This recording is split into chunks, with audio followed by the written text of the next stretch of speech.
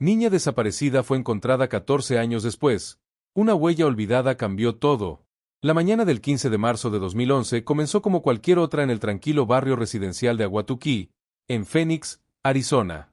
Las casas de 2 plantas con jardines perfectamente cuidados y calles silenciosas reflejaban la vida apacible de una comunidad de clase media donde los crímenes violentos eran prácticamente inexistentes.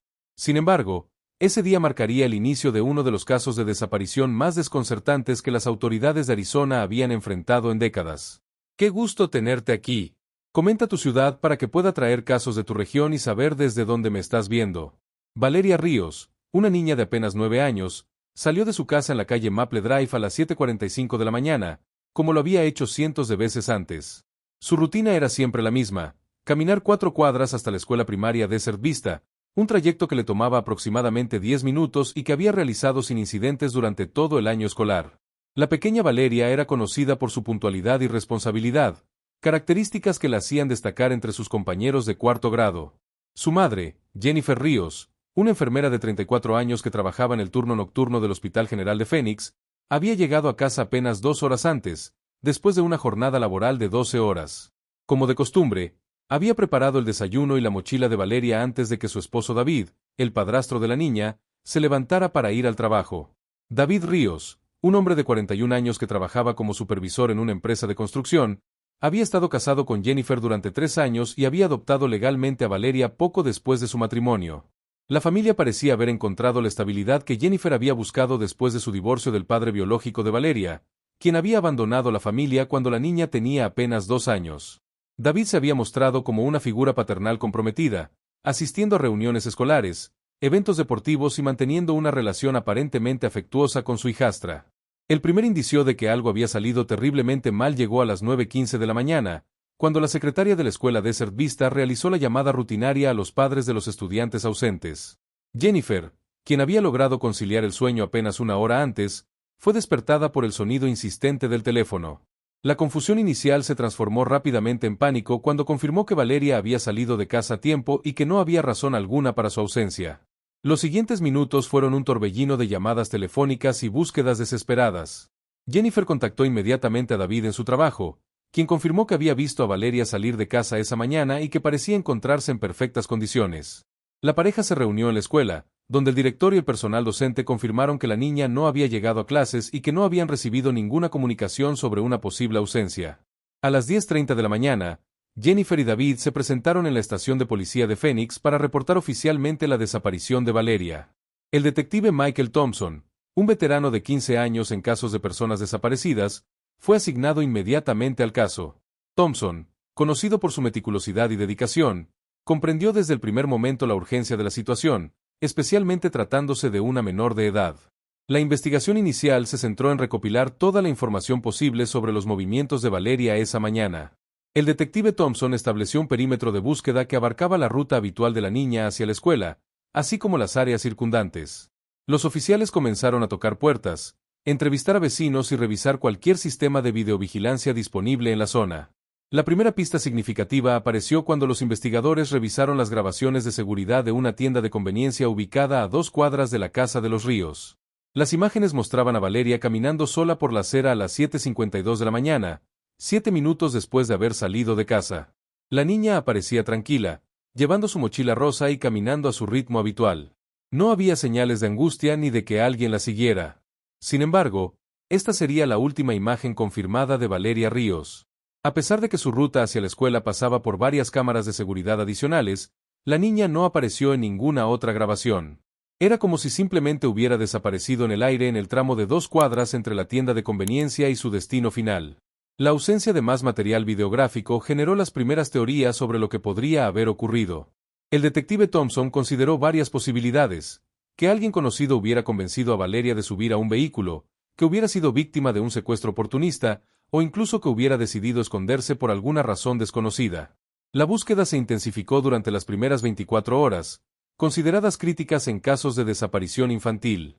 Más de 50 oficiales y voluntarios de la comunidad peinaron el área, revisando parques, edificios abandonados, canales de irrigación y cualquier lugar donde una niña pudiera refugiarse u ocultarse.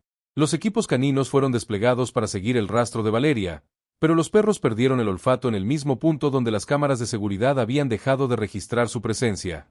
Durante las entrevistas con la familia, los investigadores notaron la evidente angustia de Jennifer, quien colaboró completamente con las autoridades proporcionando fotografías recientes de Valeria, detalles sobre su personalidad y hábitos, así como una lista completa de familiares, amigos y conocidos.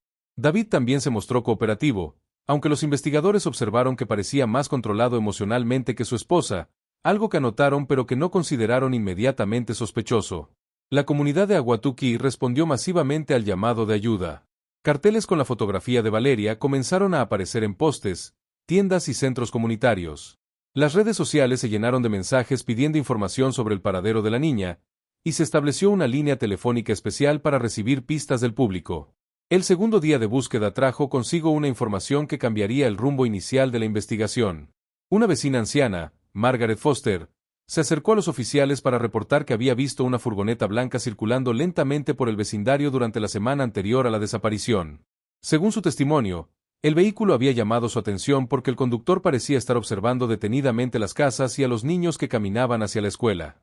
La descripción de Margaret era limitada: una furgoneta blanca, posiblemente de modelo comercial, con un conductor masculino de mediana edad. No había logrado ver la placa ni recordaba detalles específicos sobre el aspecto del hombre. Sin embargo, esta información fue suficiente para que el detective Thompson emitiera una alerta para que todos los oficiales del área estuvieran atentos a vehículos que coincidieran con esa descripción. Paralelamente, los investigadores comenzaron a examinar los antecedentes de todas las personas que habían tenido contacto regular con Valeria. Maestros, entrenadores deportivos, vecinos, familiares y empleados de lugares que la niña frecuentaba fueron entrevistados y sus historiales revisados. Este proceso meticuloso no arrojó ninguna señal de alerta inmediata, pero estableció las bases para una investigación más profunda. La búsqueda física se expandió más allá del vecindario inmediato. Los equipos revisaron áreas remotas del desierto circundante, antiguas minas abandonadas y cualquier estructura que pudiera servir como escondite.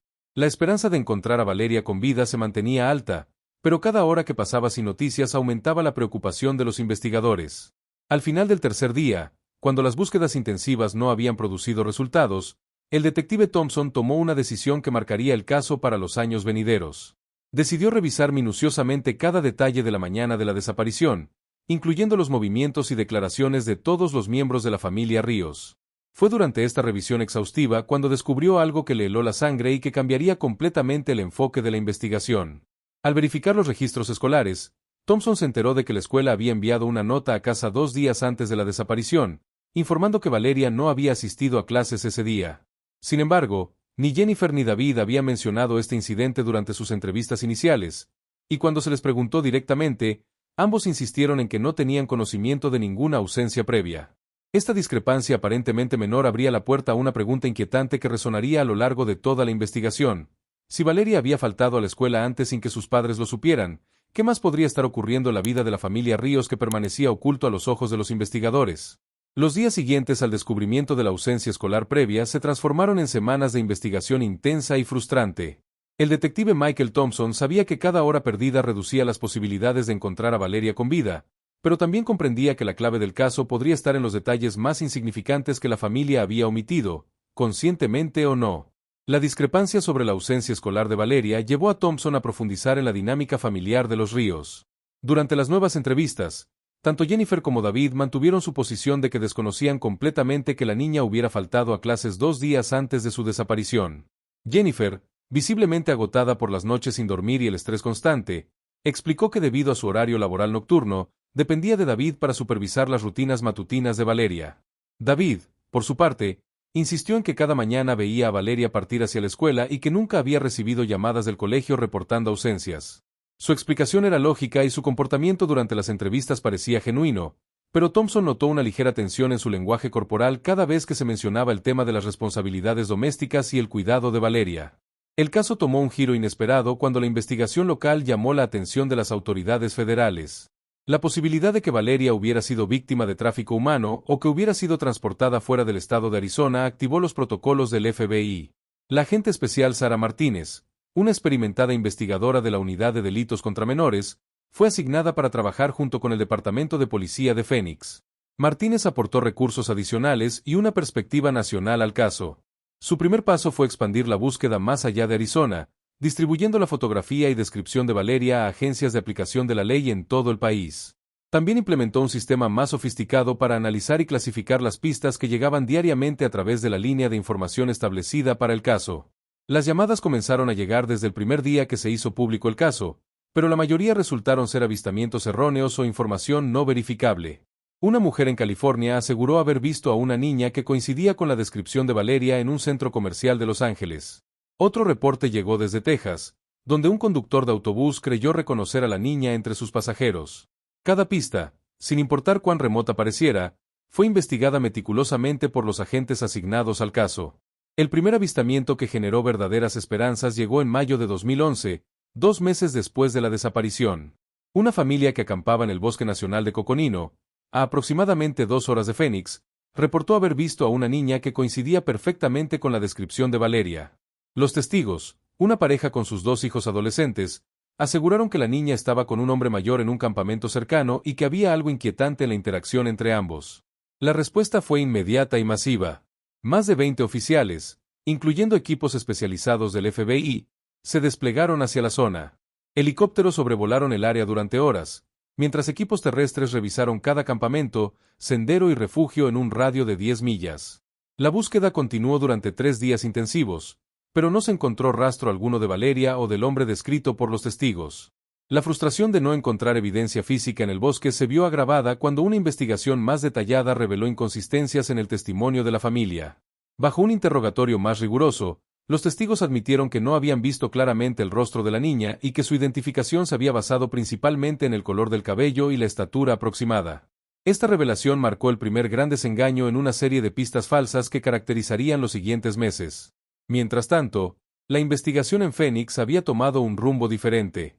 El detective Thompson había decidido examinar más profundamente los antecedentes de David Ríos, no porque lo considerara sospechoso, sino porque su posición como última persona en ver a Valeria requería una verificación exhaustiva de su historia. Lo que descubrió durante esta investigación plantearía serias preguntas sobre la versión oficial de los eventos. Los registros de la empresa de construcción donde trabajaba David mostraron que había llegado tarde al trabajo la mañana de la desaparición, algo que él no había mencionado durante las entrevistas iniciales. Cuando Thompson lo confrontó con esta información, David explicó que había tenido problemas con su vehículo y que había necesitado detenerse en una gasolinera antes de llegar al trabajo. Su explicación parecía razonable, pero la omisión inicial de este detalle fue anotada en el archivo del caso. La investigación de los antecedentes financieros de la familia reveló otra información inquietante. David tenía deudas significativas relacionadas con apuestas deportivas, un hábito que aparentemente había mantenido oculto de Jennifer. Los registros bancarios mostraron retiros frecuentes de efectivo y transacciones con casas de apuestas en línea que databan de varios meses antes de la desaparición de Valeria. Esta información sobre las apuestas llevó a Thompson a explorar una nueva teoría. ¿Era posible que David hubiera acumulado deudas peligrosas con personas dispuestas a lastimar a su familia como forma de presión? La investigación se expandió para incluir conocidos prestamistas locales y operaciones ilegales de apuestas, pero esta línea de investigación tampoco produjo resultados concretos. En agosto de 2011, 5 meses después de la desaparición, el caso recibió un impulso mediático nacional cuando fue presentado en varios programas de televisión dedicados a personas desaparecidas.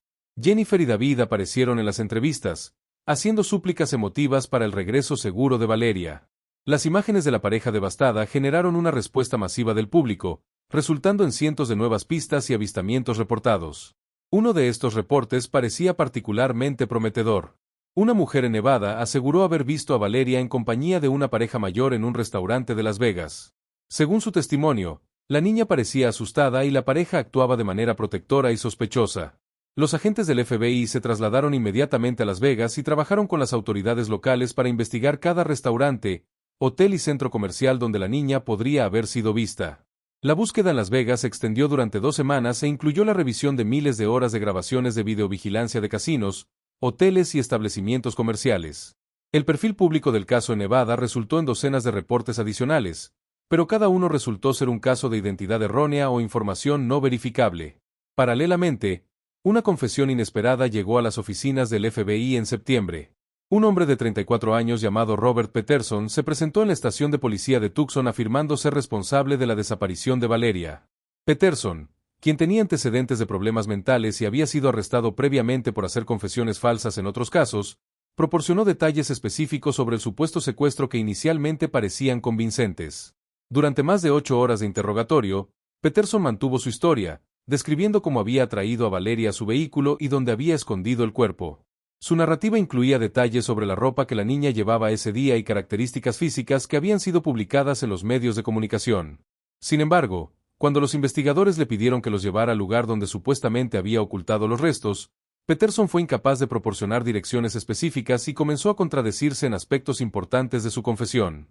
Una investigación de los movimientos de Peterson durante marzo de 2011 reveló que había estado internado en una instalación de salud mental en California durante la semana de la desaparición de Valeria, imposibilitando completamente su participación en el crimen.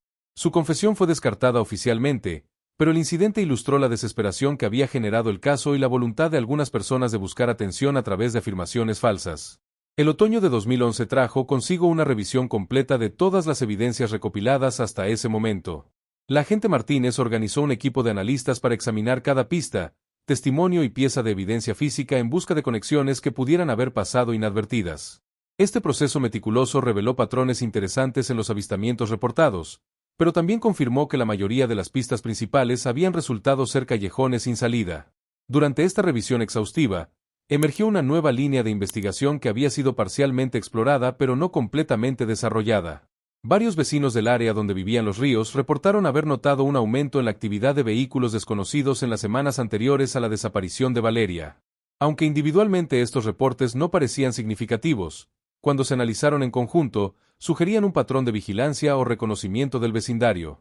La investigación de esta nueva información llevó a los oficiales a revisar todas las grabaciones de videovigilancia disponibles en un periodo más amplio, buscando vehículos que aparecieran repetidamente en diferentes ubicaciones durante las semanas previas a marzo de 2011.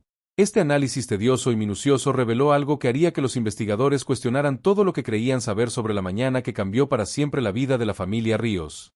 En las grabaciones de una cámara de tráfico ubicada a 3 cuadras de la casa de los Ríos, los analistas identificaron una furgoneta blanca que había pasado por esa intersección exactamente a las 7:47 de la mañana el día de la desaparición, apenas 2 minutos después de que Valeria saliera de casa. Lo más inquietante era que el mismo vehículo había sido grabado pasando por el mismo punto a la misma hora durante los 4 días anteriores, estableciendo un patrón que sugería vigilancia deliberada y planificación meticulosa.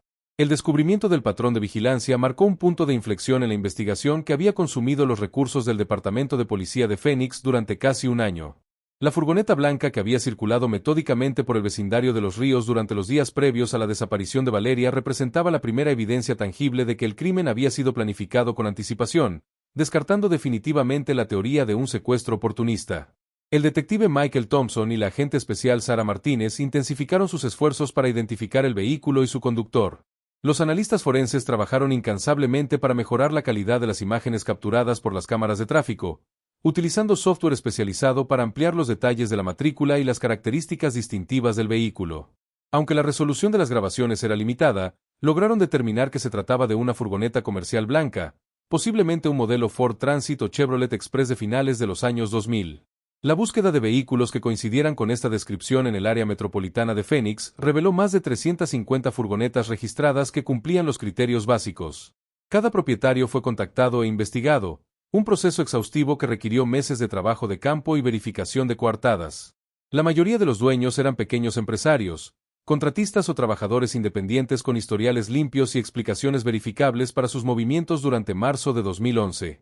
Sin embargo, durante este proceso de eliminación sistemática, los investigadores se toparon con un descubrimiento que redirigiría completamente el enfoque del caso. Entre los propietarios de furgonetas blancas registradas en Phoenix estaba Charles Wilson, un hombre de 47 años con antecedentes penales por delitos sexuales contra menores. Wilson había sido liberado de prisión apenas 6 meses antes de la desaparición de Valeria, después de cumplir una sentencia de 8 años por abuso sexual agravado. Los antecedentes de Wilson encendieron inmediatamente las alarmas de los investigadores. Su historial incluía 2 condenas previas por delitos similares, ambas involucrando niñas de edades cercanas a la de Valeria. Su modus operandi documentado incluía el uso de vehículos comerciales para atraer a sus víctimas, prometiéndoles dulces o pequeños trabajos para ganar dinero. La proximidad temporal entre su liberación y la desaparición de Valeria no podía ser ignorada. La investigación de Wilson se convirtió en una prioridad absoluta. Los agentes obtuvieron órdenes judiciales para registrar su propiedad, revisar sus comunicaciones y rastrear sus movimientos durante las semanas críticas de marzo de 2011. Su apartamento, ubicado a apenas 8 millas del vecindario de Los Ríos, fue minuciosamente examinado por equipos forenses en busca de cualquier evidencia que pudiera vincularlo con Valeria. El registro de la vivienda de Wilson reveló material perturbador pero no relacionado directamente con el caso de Valeria. Los investigadores encontraron fotografías de menores que había tomado subrepticiamente en parques y centros comerciales, así como mapas detallados de vecindarios residenciales con escuelas primarias marcadas. Sin embargo, no encontraron ninguna pertenencia de Valeria ni evidencia física que lo conectara con su desaparición. La coartada de Wilson para la mañana del 15 de marzo de 2011 inicialmente pareció sólida. Los registros de su oficial de libertad condicional mostraban que había tenido una cita obligatoria a las 9 de la mañana, apenas una hora después de la hora estimada de la desaparición de Valeria. Para llegar a tiempo a esta cita desde el vecindario de Los Ríos, habría necesitado salir del área inmediatamente después del supuesto secuestro, algo que parecía logísticamente complicado. Sin embargo, una investigación más profunda reveló discrepancias en esta coartada aparentemente sólida. El oficial de libertad condicional de Wilson, cuando fue reentrevistado, admitió que no recordaba con certeza si Wilson había llegado puntualmente a la cita del 15 de marzo. Los registros oficiales mostraban que Wilson había firmado el libro de visitas, pero no había marca de tiempo específica, solo la fecha. Esta ambigüedad creó suficiente duda razonable sobre la validez de su coartada. Mientras la investigación de Wilson continuaba, el detective Thompson no había abandonado su análisis de las inconsistencias en las declaraciones de la familia Ríos. Las dudas sobre la versión de David habían crecido gradualmente, alimentadas por las múltiples omisiones y contradicciones menores que habían surgido durante casi un año de investigación. La combinación del estrés financiero debido a las deudas de juego, las inconsistencias en su testimonio y su posición como la última persona en ver a Valeria con vida lo convertían en un sujeto de interés legítimo. Thompson decidió someter a David a una prueba de polígrafo, una solicitud que inicialmente fue rechazada por el abogado que la familia había contratado meses antes. El abogado argumentó que su cliente ya había cooperado completamente con la investigación y que no había base legal para exigir la prueba. Sin embargo, después de semanas de negociaciones y presión pública, David accedió voluntariamente a someterse al examen. Los resultados del polígrafo fueron inquietantes y concluyentes. David mostró signos claros de engaño cuando se le preguntó sobre sus actividades específicas la mañana de la desaparición y sobre si sabía dónde estaba Valeria. El examinador, un especialista con más de 20 años de experiencia, clasificó los resultados como una indicación fuerte de que David estaba ocultando información crucial sobre los eventos de esa mañana. Las implicaciones de estos resultados fueron devastadoras para la dinámica familiar. Jennifer, quien había defendido incondicionalmente a su esposo durante meses de investigación, se vio confrontada con la posibilidad de que el hombre en quien había confiado el cuidado de su hija pudiera estar involucrado en su desaparición. La tensión en el hogar se volvió insostenible, y las discusiones entre la pareja se intensificaron hasta el punto de requerir intervención de crisis. La información sobre los resultados del polígrafo se filtró inevitablemente a los medios de comunicación, generando una tormenta mediática que puso a David Ríos bajo un escrutinio público despiadado. Los reporteros acamparon frente a su casa, siguieron sus movimientos y buscaron declaraciones de amigos, familiares y compañeros de trabajo. La presión constante comenzó a afectar su trabajo y sus relaciones personales, creando un círculo vicioso de sospecha y aislamiento social. En medio de esta controversia, los investigadores recibieron una llamada que cambiaría nuevamente el rumbo del caso. Una mujer identificada como Emily Foster, vecina de Los Ríos que había estado fuera de la ciudad durante los primeros meses de la investigación, contactó al departamento de policía con información que había mantenido en secreto desde su regreso.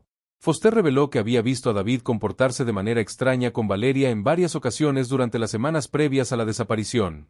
Según el testimonio de Foster, había observado a David regañando severamente a Valeria en el patio trasero de su casa, una interacción que le había parecido desproporcionadamente agresiva para la situación. También mencionó haber visto a David llevando objetos no identificados desde su garaje hasta su camioneta durante las noches, actividad que le había parecido inusual pero que no había considerado significativa hasta que se enteró de la desaparición de la niña. Esta nueva información proporcionó a los investigadores la justificación necesaria para solicitar una orden de registro de la propiedad de Los Ríos. El registro se llevó a cabo en febrero de 2013, casi 2 años después de la desaparición de Valeria. Los equipos forenses se concentraron especialmente en el garaje, el sótano y cualquier área donde pudiera haberse ocultado evidencia física. La búsqueda en la casa produjo varios hallazgos perturbadores. En el armario del dormitorio principal, oculta detrás de una pila de ropa de invierno, los investigadores encontraron una pequeña prenda que Jennifer identificó inmediatamente como perteneciente a Valeria. Era una camiseta rosa con un diseño de mariposas que la niña había usado frecuentemente durante los meses previos a su desaparición, pero que no estaba entre la ropa que llevaba el día que desapareció. La presencia de esta prenda en el armario de David planteaba preguntas inquietantes sobre cómo había llegado hasta allí y por qué había sido ocultada. David insistió en que no tenía conocimiento de la presencia de la camiseta y sugirió que Valeria podría haberla dejado allí en algún momento mientras jugaba en el dormitorio. Sin embargo, Jennifer contradijo esta explicación, afirmando que mantenía la ropa de Valeria estrictamente separada de la suya y que su hija rara vez entraba al dormitorio principal. Los analistas forenses sometieron la camiseta a exámenes exhaustivos en busca de ADN, fibras o cualquier otra evidencia que pudiera proporcionar pistas sobre las circunstancias de la desaparición de Valeria. Las pruebas revelaron la presencia de ADN de Valeria, lo cual era esperado, pero también detectaron rastros de ADN masculino que no pudo ser identificado inmediatamente. Las muestras fueron comparadas con las bases de datos nacionales, pero no produjeron coincidencias. Mientras los resultados de las pruebas forenses estaban pendientes, la investigación tomó otro giro inesperado. Jennifer, agobiada por meses de sospecha y tensión marital, tomó la decisión de separarse de David y solicitar el divorcio. En una declaración pública Emotional, expresó que ya no podía vivir con la incertidumbre sobre el rol de su esposo en la desaparición de su hija y que necesitaba distanciarse de él para poder continuar con su propia búsqueda de respuestas. El divorcio se convirtió en un proceso complicado y doloroso, complicado por la investigación criminal en curso y la atención mediática constante. David se vio forzado a mudarse de la casa familiar y a encontrar alojamiento temporal mientras lidiaba con la pérdida de su matrimonio y las acusaciones implícitas sobre su posible participación en el crimen. Durante este periodo de separación, Jennifer comenzó a recordar y reportar incidentes que había minimizado o ignorado durante su matrimonio con David. Mencionó ocasiones en las que había encontrado a David en la habitación de Valeria tarde en la noche, explicaciones que en su momento habían parecido razonables pero que ahora le generaban inquietud retrospectiva. También recordó que David había mostrado un interés inusual en los horarios y actividades de Valeria, manteniendo un registro detallado de sus movimientos que había justificado como preocupación paternal. Esta información adicional proporcionó a los investigadores una imagen más completa de la dinámica familiar en los meses previos a la desaparición, pero también complicó la búsqueda de la verdad.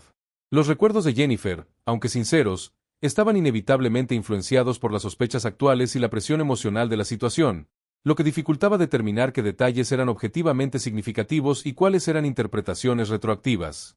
El caso había llegado a un punto crítico donde las sospechas abundaban pero las evidencias concretas seguían siendo esquivas.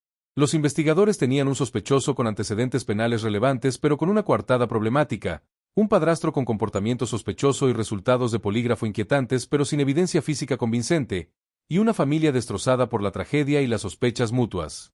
Sin embargo, lo que los investigadores no sabían era que la evidencia más crucial del caso estaba a punto de emerger de la fuente más inesperada, un descubrimiento que no solo resolvería las preguntas sobre la culpabilidad de David Ríos, sino que revelaría una verdad aún más sombría sobre el destino de Valeria. Los años que siguieron al divorcio de Jennifer y David Ríos marcaron el inicio de una fase prolongada de frustración investigativa y dolor familiar que se extendería por más de una década. El caso de Valeria Ríos, que había captado la atención nacional durante sus primeros años, gradualmente se desvaneció de los titulares mientras nuevas tragedias reclamaban la atención del público y los recursos limitados del sistema de justicia se dirigían hacia casos más recientes. El detective Michael Thompson, ahora con más de 60 años y acercándose a la jubilación, había convertido el caso de Valeria en una obsesión personal que lo consumía tanto profesional como emocionalmente.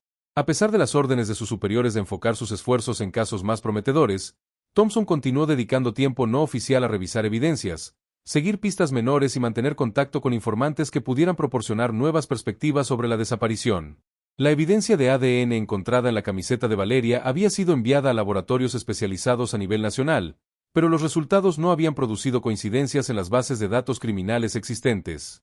Los avances tecnológicos en análisis genético durante mediados de la década de 2010 permitieron análisis más detallados y sofisticados, pero incluso estas nuevas técnicas no lograron identificar el origen del material biológico masculino encontrado en la prenda.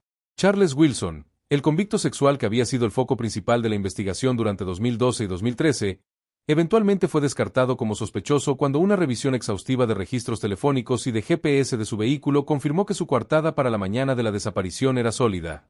Los datos electrónicos demostraron de manera concluyente que Wilson no había estado en el vecindario de Los Ríos durante las horas críticas del 15 de marzo de 2011, liberándolo definitivamente de sospecha en este caso específico. David Ríos, por su parte, había intentado reconstruir su vida después del divorcio y del escrutinio público intenso. Se había mudado a Tucson, aproximadamente 2 horas al sur de Phoenix, donde había encontrado trabajo en una empresa de construcción más pequeña que no había sido influenciada por la publicidad negativa de su caso. Sin embargo, la sombra de las sospechas lo seguía, afectando sus relaciones personales y su estabilidad emocional. Durante los años intermedios, David fue interrogado en múltiples ocasiones adicionales cuando surgían nuevas pistas o cuando los investigadores desarrollaban nuevas teorías sobre el caso. Cada interrogatorio seguía el mismo patrón. David mantenía su inocencia, reiteraba su versión de los eventos de esa mañana, y los investigadores se frustraban por su incapacidad de penetrar lo que percibían como una fachada cuidadosamente construida. Los resultados del polígrafo original continuaron siendo un punto de controversia. Los defensores de David argumentaban que las pruebas de detector de mentiras no eran científicamente infalibles y que el estrés extremo de la situación podía haber producido falsos positivos. Los investigadores, sin embargo, mantenían que los patrones de respuesta de David eran consistentes con engaño deliberado, no simplemente con estrés situacional. Jennifer había permanecido en Phoenix, incapaz de abandonar la ciudad donde había perdido a su hija y donde mantenía la esperanza de que algún día Valeria regresara a casa. Su vida se había convertido en una rutina de trabajo, búsqueda y espera. Participaba regularmente en grupos de apoyo para familias de personas desaparecidas, mantenía un sitio web actualizado con información sobre Valeria, y coordinaba eventos anuales de concientización para mantener el caso en la conciencia pública. Los avances tecnológicos de la década de 2010 trajeron nuevas esperanzas para casos fríos como el de Valeria. El desarrollo de algoritmos de reconocimiento facial más sofisticados permitió a las autoridades comparar fotografías de personas no identificadas con imágenes de individuos desaparecidos con un nivel de precisión sin precedentes. La fotografía de Valeria fue ingresada en múltiples bases de datos nacionales e internacionales, generando ocasionalmente coincidencias potenciales que requerían investigación de seguimiento. Cada falsa alarma era emocionalmente devastadora para Jennifer, quien había aprendido a templar sus expectativas pero nunca había perdido completamente la esperanza de que su hija fuera encontrada con vida.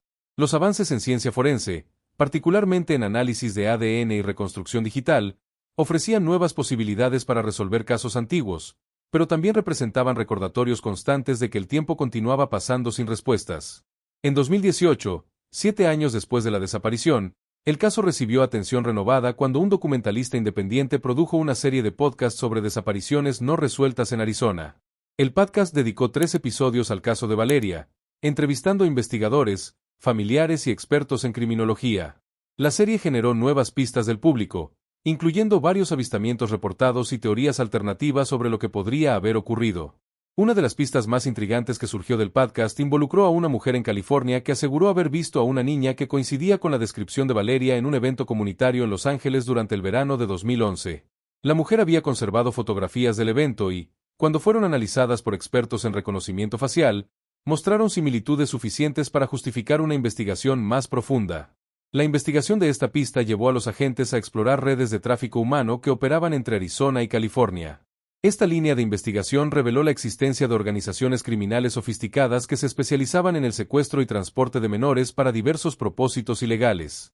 Sin embargo, ninguna de las redes identificadas mostró conexiones específicas con la desaparición de Valeria o con las circunstancias particulares de su caso. El detective Thompson se jubiló oficialmente en 2019, después de más de 30 años de servicio, pero continuó trabajando como consultor no remunerado en el caso de Valeria. Su reemplazo, la detective Amanda Foster, era una investigadora de nueva generación que había crecido profesionalmente con las tecnologías digitales y los métodos de análisis de datos modernos. Foster aportó una perspectiva fresca al caso, utilizando técnicas de investigación que no habían estado disponibles durante los años iniciales. Una de las primeras iniciativas de Foster fue implementar un análisis sistemático de todas las evidencias físicas utilizando tecnologías que habían sido desarrolladas durante la década anterior.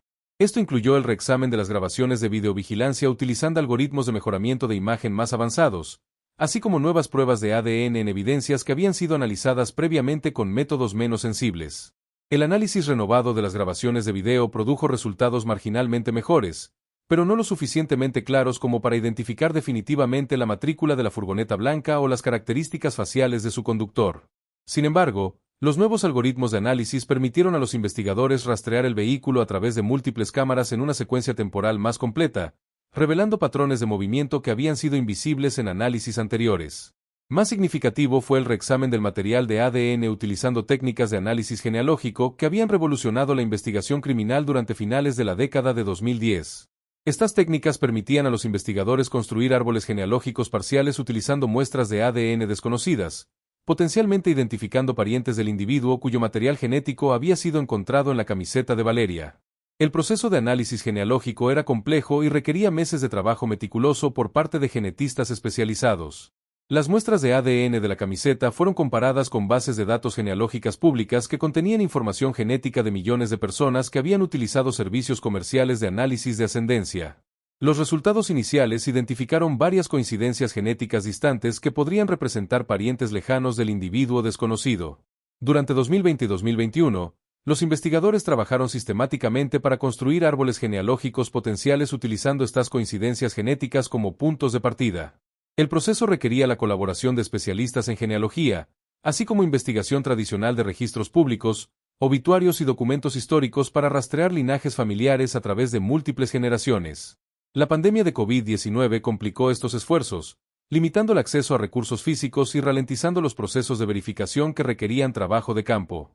Sin embargo, también aceleró la adopción de métodos de investigación digital y proporcionó a los investigadores tiempo adicional para enfocarse en análisis detallados de evidencias existentes. En 2022, más de una década después de la desaparición de Valeria, los investigadores habían construido árboles genealógicos preliminares para varias familias que podrían estar relacionadas con el ADN desconocido. Estos árboles incluían docenas de individuos que vivían en Arizona y estados circundantes durante el periodo relevante. El proceso de eliminar sistemáticamente a cada persona y verificar coartadas representaba un esfuerzo masivo que requeriría años de trabajo adicional. Sin embargo, mientras los investigadores continuaban su búsqueda meticulosa a través de datos genealógicos y registros históricos, eventos completamente no relacionados estaban desarrollándose a 1000 millas de distancia que pronto proporcionarían la clave para resolver el misterio de Valeria Ríos de la manera más inesperada.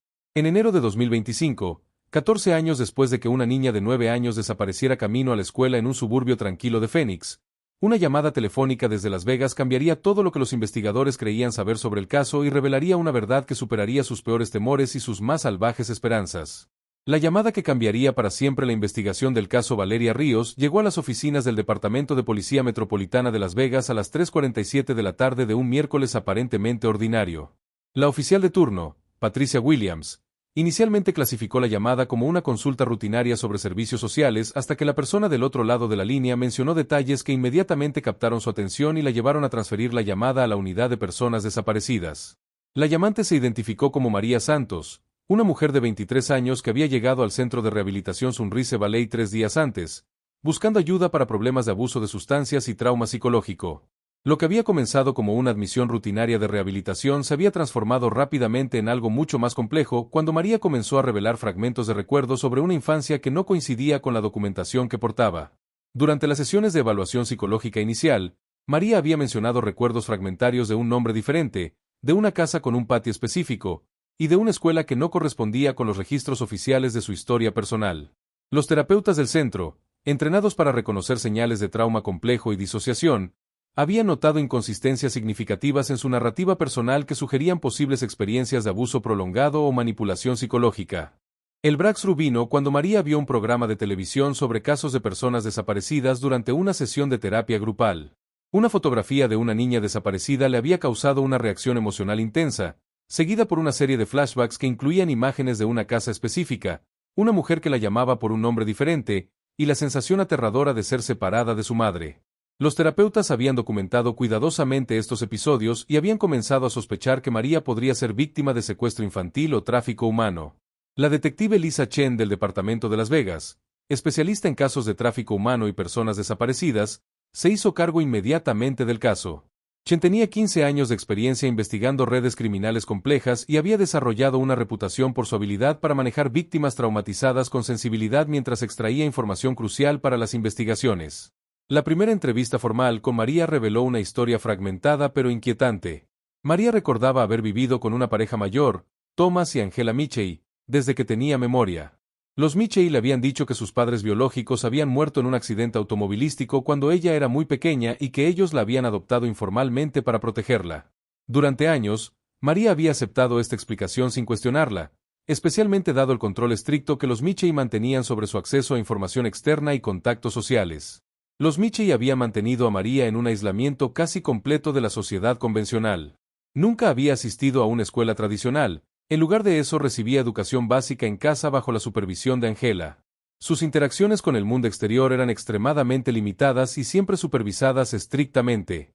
No tenía amigos de su edad, no participaba en actividades comunitarias, y rara vez salía de la propiedad donde vivían. Durante su adolescencia, María había comenzado a cuestionar aspectos de su situación, especialmente cuando notaba las diferencias entre su vida y las vidas de otras familias que ocasionalmente veía en televisión o durante las raras excursiones fuera de casa. Sin embargo, cualquier pregunta sobre su pasado o sobre la posibilidad de contactar a otros familiares era recibida con respuestas evasivas, o en casos más persistentes, con castigos que la disuadían de continuar indagando. La detective Chen inmediatamente reconoció los patrones clásicos de control y manipulación psicológica utilizados por secuestradores a largo plazo. La historia de María coincidía con casos documentados de niños que habían sido mantenidos cautivos durante años, gradualmente condicionados para aceptar su situación como normal y para depender completamente de sus captores para su supervivencia física y emocional. El punto de inflexión en la vida de María había llegado 6 meses antes cuando Angela Michei había fallecido de cáncer después de una enfermedad prolongada. La muerte de Angela había dejado a María sola con Thomas, quien había comenzado a mostrar comportamientos cada vez más erráticos y controladores. Thomas había incrementado las restricciones sobre los movimientos de María y había comenzado a hacer insinuaciones sobre su futuro que la habían asustado profundamente. La oportunidad de escape había llegado cuando Thomas fue hospitalizado después de un ataque cardíaco. Durante los 3 días que estuvo internado, María había logrado salir de la casa por primera vez sin supervisión directa. Fue durante esta experiencia que había tenido contacto real con servicios sociales y había comenzado a comprender que su situación no era normal ni legal. La detective Chen trabajó cuidadosamente con María para reconstruir todos los detalles posibles sobre los Michei y sobre las circunstancias de su supuesta adopción. María recordaba vagamente haber llegado a la casa de los Michei cuando era muy pequeña, pero sus recuerdos de ese periodo eran fragmentarios y confusos.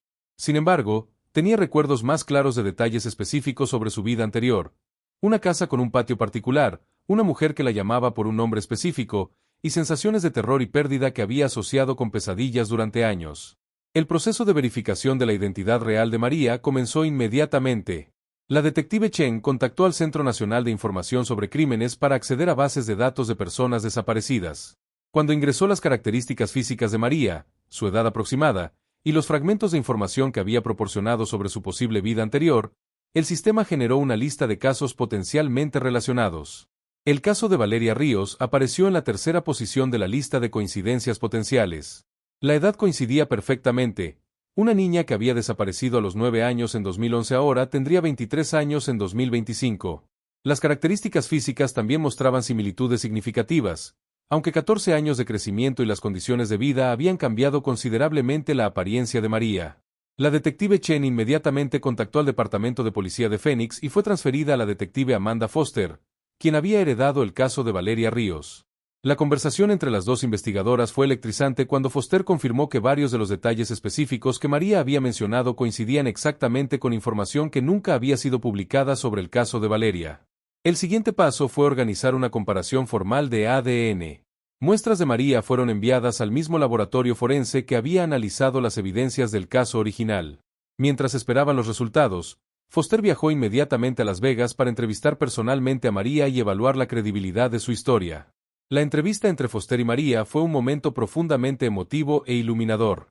Cuando Foster mostró a María fotografías de la familia Ríos, especialmente de Jennifer, la reacción fue inmediata e inequívoca. María rompió en llanto y repetidamente señaló la fotografía de Jennifer, diciendo que reconocía su rostro de sus sueños y que había tenido la sensación persistente durante años de que había perdido a alguien importante. Los resultados de ADN llegaron 72 horas después de que fueron enviadas las muestras. La confirmación era absoluta. María Santos era definitivamente Valeria Ríos, la niña que había desaparecido 14 años antes camino a la escuela en Phoenix.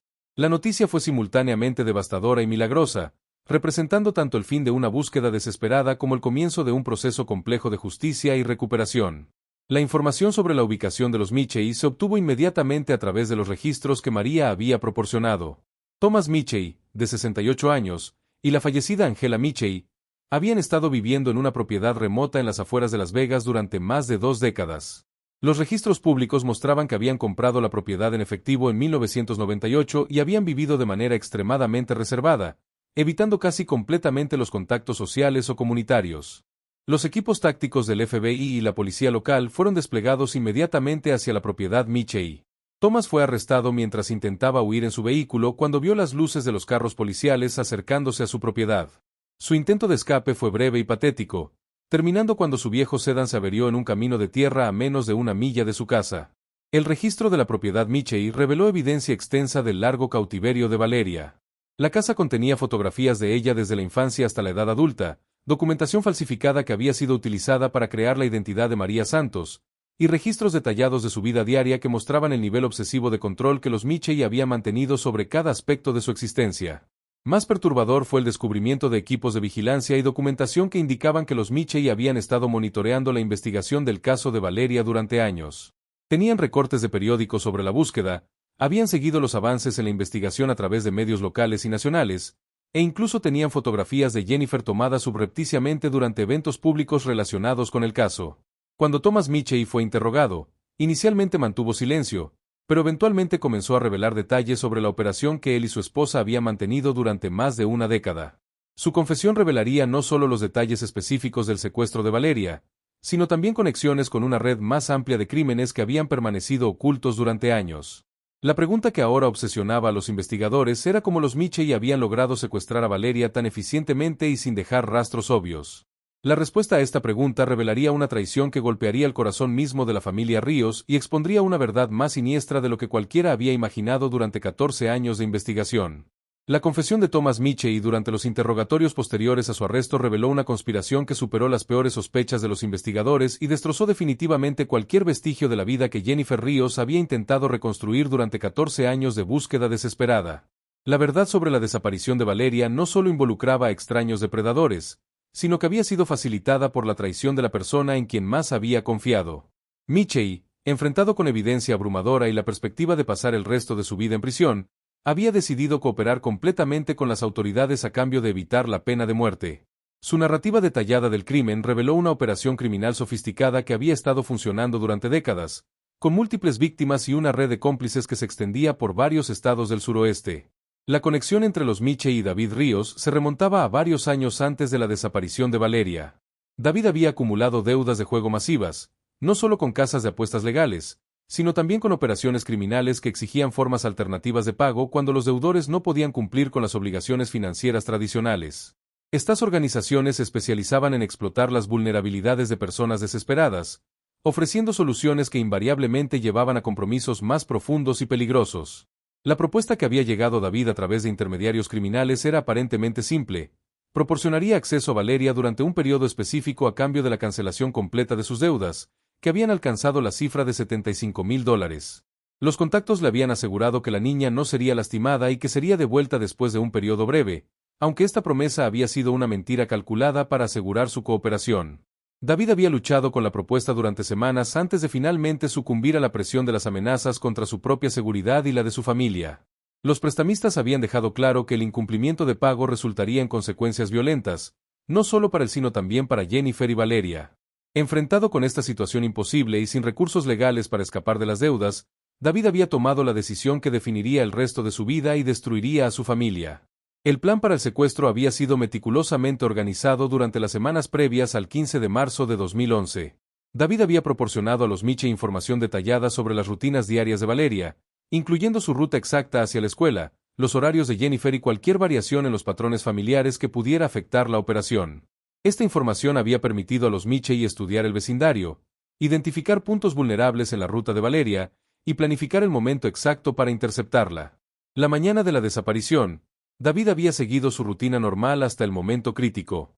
Después de que Valeria saliera de casa, él había enviado un mensaje de texto codificado a los Michei confirmando que ella estaba en camino y que el plan podía proceder. Luego había esperado el tiempo calculado antes de salir hacia su trabajo, creando la coartada de que había partido después de Valeria y no tenía conocimiento de lo que le había ocurrido.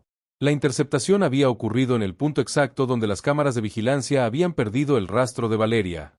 Los Michei habían estacionado su furgoneta blanca en una posición estratégica y habían abordado a la niña cuando se acercó. Angela Michei, actuando como la figura maternal de la pareja, había convencido a Valeria de acercarse al vehículo bajo el pretexto de que David había enviado un mensaje pidiendo que fuera recogida debido a una emergencia familiar. Valeria, confiando en la mención de su padrastro y condicionada a obedecer a las figuras de autoridad, había entrado voluntariamente al vehículo. Una vez dentro, Había sido sedada con medicamentos que los Michei habían obtenido específicamente para este propósito. Para cuando Valeria había recuperado la conciencia completamente, ya estaba en la propiedad remota de los Michei, a más de 200 millas de Phoenix. La transformación de Valeria en María Santos había comenzado inmediatamente. Los Michei habían utilizado técnicas de manipulación psicológica desarrolladas específicamente para borrar la identidad anterior de las víctimas y crear nuevas identidades que facilitaran el control a largo plazo. Esto incluía el aislamiento completo de contactos externos, la repetición constante de nueva información biográfica, y el uso de recompensas y castigos para reforzar la nueva identidad. Durante los primeros meses del cautiverio, Valeria había resistido activamente los intentos de reeducación, manteniendo recuerdos claros de su familia y su vida anterior. Sin embargo, los Michei habían sido pacientes y persistentes, utilizando técnicas que gradualmente erosionaron su confianza en sus propios recuerdos. Combinaron el aislamiento con desinformación constante, diciéndole que su familia no la estaba buscando y que había sido abandonada porque no la querían. Angela Michei había asumido el papel de figura maternal sustituta, proporcionando cuidado básico y afecto condicionado que gradualmente había creado un vínculo de dependencia. Thomas había mantenido un perfil más distante pero autoritario, estableciendo reglas estrictas y consecuencias que mantenían a Valeria en un estado constante de conformidad y ansiedad por complacer. El proceso de creación de la identidad de María Santos había involucrado documentación falsificada sofisticada que los Michei habían obtenido a través de contactos en redes criminales especializadas en fraude de identidad.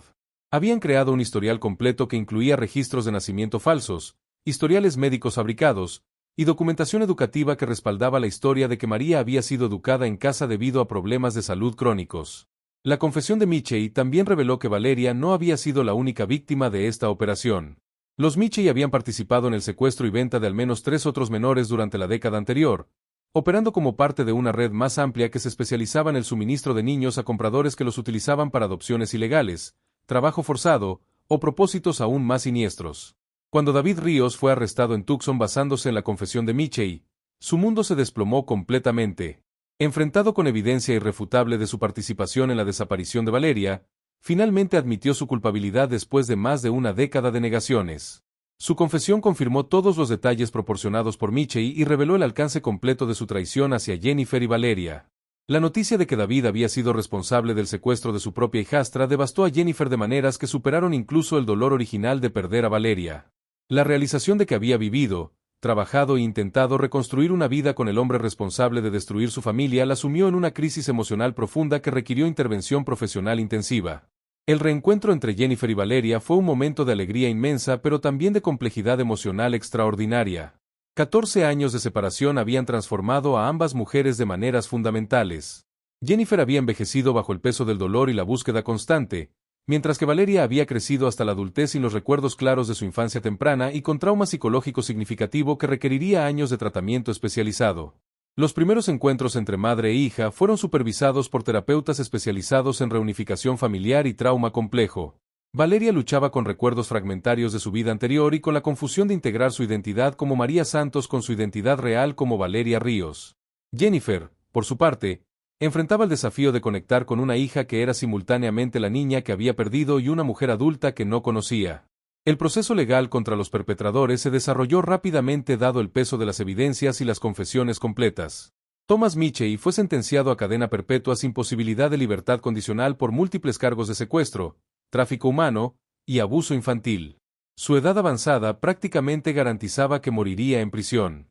David Ríos recibió una sentencia de 25 años de prisión por su papel como cómplice en el secuestro. Su cooperación con las autoridades para desmantelar otras partes de la red criminal había resultado en una reducción de lo que originalmente podría haber sido una sentencia de cadena perpetua. Sin embargo, a los 55 años, la sentencia efectivamente significaba que pasaría el resto de su vida productiva encarcelado. La investigación expandida basada en las confesiones de Michei y David llevó al arresto de 2 individuos adicionales involucrados en la red de tráfico humano. Estas operaciones habían resultado en la recuperación de 2 menores adicionales que habían sido víctimas de secuestros similares, aunque otros casos permanecían sin resolver debido a la falta de supervivientes o testigos dispuestos a cooperar. Valeria comenzó un proceso de rehabilitación integral que incluía terapia psicológica especializada para víctimas de trauma complejo, educación compensatoria para llenar las lagunas en su educación formal, y capacitación vocacional para desarrollar habilidades que le permitieran vivir de manera independiente. Su recuperación era un proceso lento y a veces doloroso, pero mostró una resiliencia extraordinaria que impresionó a todos los profesionales involucrados en su cuidado. Jennifer también buscó ayuda terapéutica intensiva para procesar no solo el trauma de haber perdido a su hija, sino también la traición de haber sido engañada por David durante tantos años. Su proceso de curación incluía trabajar a través de sentimientos complejos de culpa, ira y pérdida que habían definido más de una década de su vida. El caso de Valeria Ríos se convirtió en un punto de referencia nacional para la investigación de desapariciones infantiles y la importancia de nunca abandonar la búsqueda de víctimas. Las técnicas de análisis genealógico que habían sido desarrolladas durante la investigación fueron adoptadas por departamentos de policía en todo el país, llevando a la resolución de docenas de casos fríos similares. La legislación conocida como la Ley Valeria fue introducida en el Congreso, expandiendo los recursos federales disponibles para investigaciones de desapariciones infantiles y estableciendo protocolos mejorados para la coordinación entre agencias estatales y federales.